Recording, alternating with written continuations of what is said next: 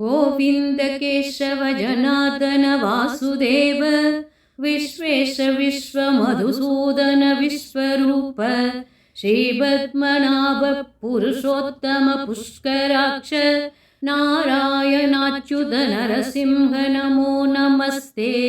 देवाः समस्ताः खलु योगिमुग्याः गन्धर्वविद्याधर किन्नराश्च यत्पादमूलं सततं नमन्ति तं नारसिंहं शरणं गतोऽस्मि।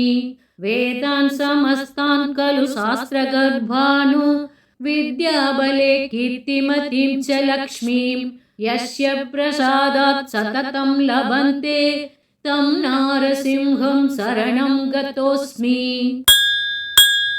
ஸ்ரீ லக்ஷ்மி நரசிம்மரின் இந்த மந்திரத்தை கேட்டு அனைவரும் சகல அஷ்ட ஐஸ்வர்யங்களையும் பெற்றிடுங்கள்.